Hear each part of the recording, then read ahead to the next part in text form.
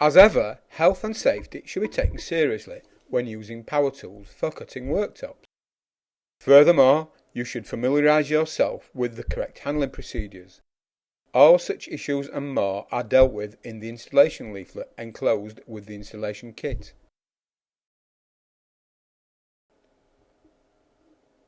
As ever, health and safety should be taken seriously when using power tools for cutting worktops.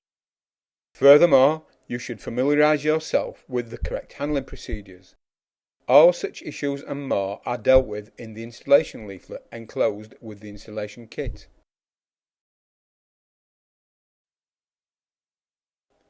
When you receive the goods, they will be packaged in shrink wrap and foam edging for protection. When removing any packaging, any cutting should be done from the underside, so that the surface of the material does not get damaged. Having removed the packaging, and prior to fitting the worktops, you should carefully inspect for any damage. In the unlikely event of there being any such damage, you should report it immediately to your supplier. Before starting the installation, you should firstly ensure that all of the base units have been secured in their final position, and that all end panels are fixed. Furthermore, all walls must be battened out where there are corner bases, or units that exceed 600 mm in width. This will ensure sufficient rigidity and support for the worktops. And finally, ensure that all units are level before proceeding to the next stage.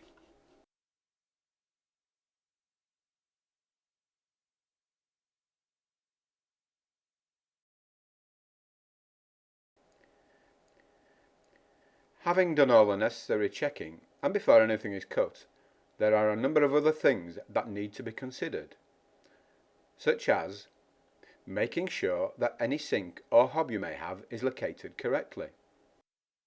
Where is the most appropriate place for joints to be located?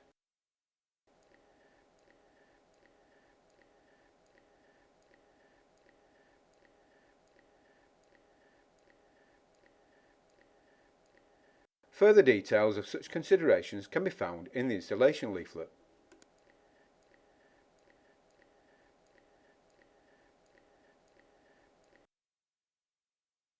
Cutting to size is achieved by either using an electric circular saw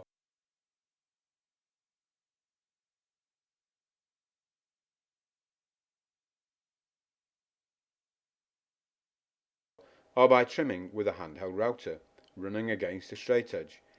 It is important when using a router that the material is cut through in stages so that a clean edge is achieved.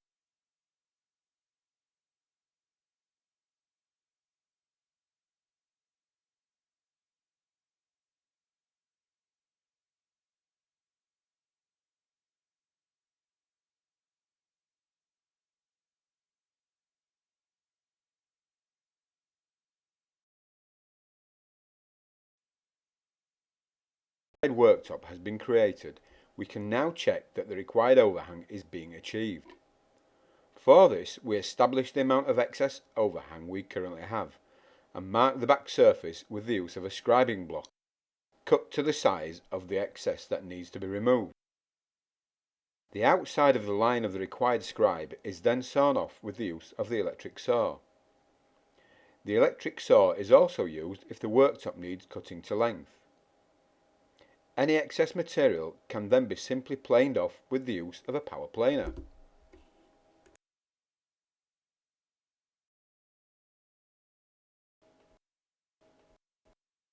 Any top-mounted sink or hob cutout can be profiled out with the use of a pre-prepared template, cut to the required size with the use of a router and profiled off accordingly.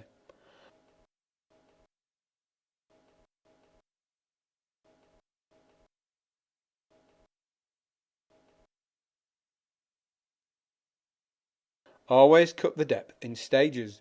Do not attempt to force the router to cut away all the material at once.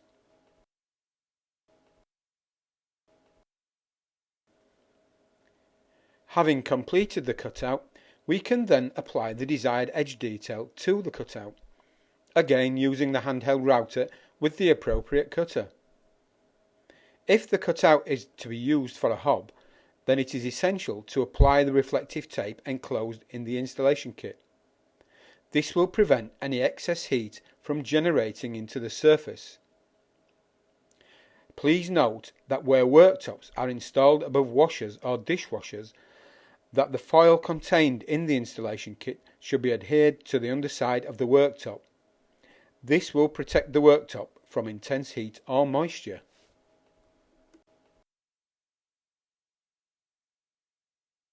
There are 2 or 3 methods that can be used for cramping the joints together. One method is to apply timber blocks hot melted down to either side of the joint. These blocks will then be used as a brace to tighten the joint once the adhesive is applied. Before gluing the joint, the pieces to be glued should be pushed together dry.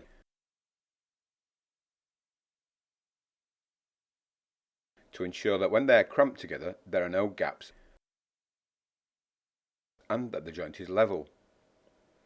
If there are gaps, then the pieces should be redressed until the joint is inconspicuous when pulled together.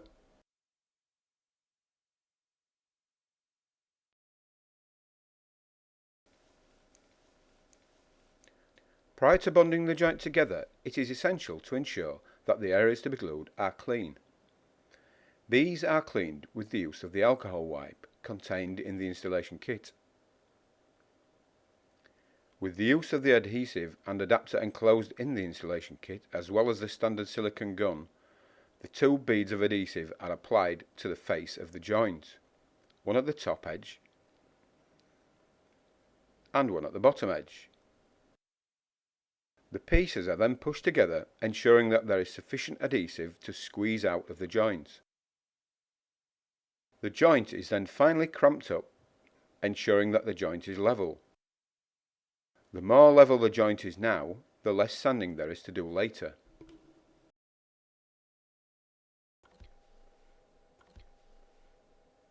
Apollo Slab Tech worktops should be fixed with silicone at the intersection with the top and the carcass.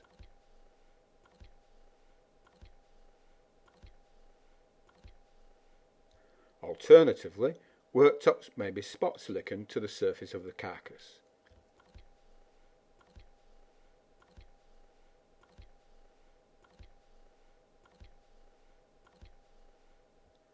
If necessary, worktops may be screwed into position using the L-shaped brackets in the installation kit.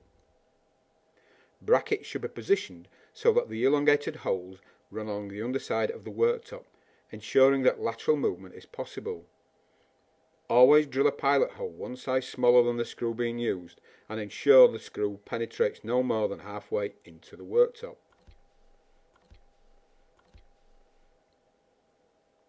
Fully tighten all screws, but then finally slacken the screw in the worktop by half a turn. This will ensure that the worktop has a small degree of lateral movement.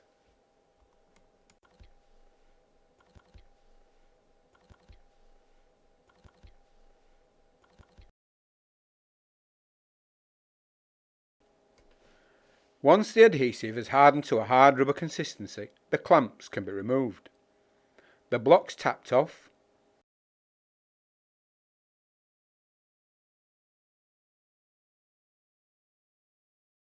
Any hot melt and jointing adhesive can be removed by paring off with a chisel.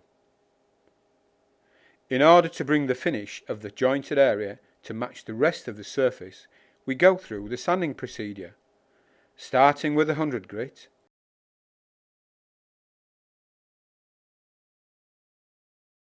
then 150 grit, and finally 220 paper. It is essential that prior to changing to a finer grit that the scratches from the previous paper have been removed. Be careful, however, not to oversand, as this can leave dips in the surface. The final finish is achieved with the red and then the grey buffing pads, followed by the white buffing pad and cream clean.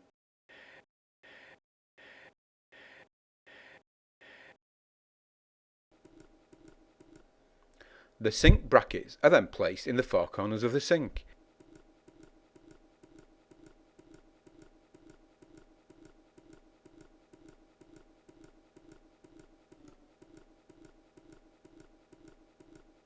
and we drill a pilot hole in each of the bracket into which we will screw the bracket in place. The pilot hole should be one size smaller than the screw being used.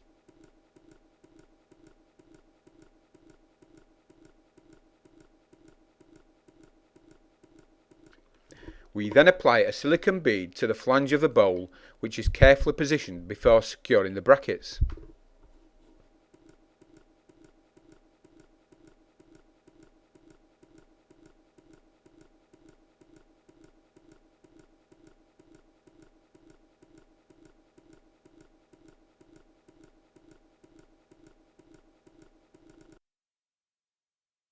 Tap holes are simply drilled with the use of a hole saw, or they can be routed with a straight flue cutter using a handheld router.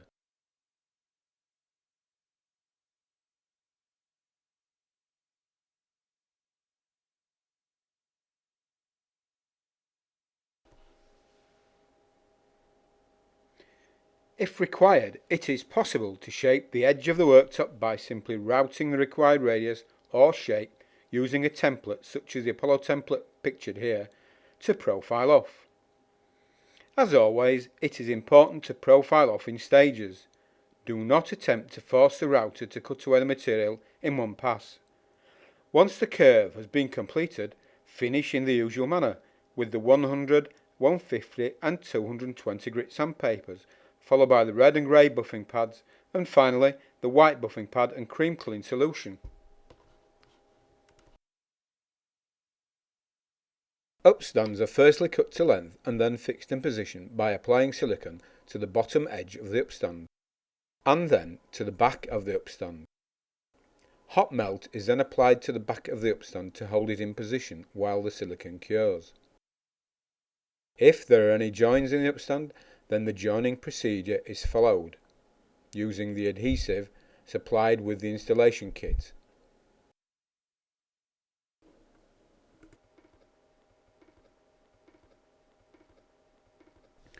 Once the worktops are installed, edges can be profiled to form whatever profile is required. This is achieved using an appropriate cutter. In this instance, we are routing a small bevel to the top edge of the surface.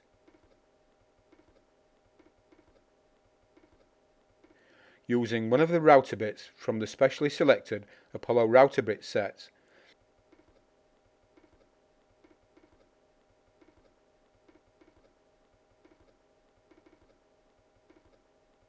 These are available from Apollo at only £49 for the box set. Once the edge detail has been applied, the edge is then sanded using the 100, 150 and 220 grit sandpapers, followed by the red and grey buffing pads, and finally the white buffing pad and cream clean solution. Finish off with stone clean spray and the microfiber cloth.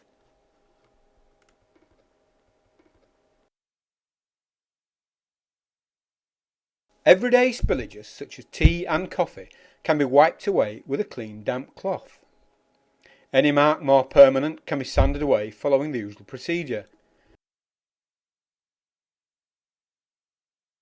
Starting with 100 grit,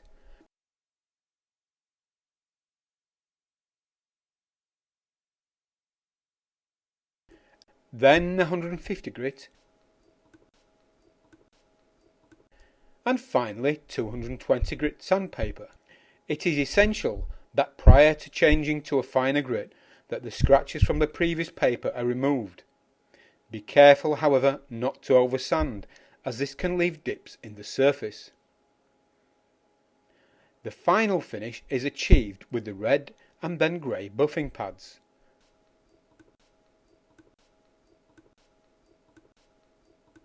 And finally, pour a generous amount of cream clean solution onto the worktop and buff the whole of the worktop with the white buffing pad until an even finish is achieved.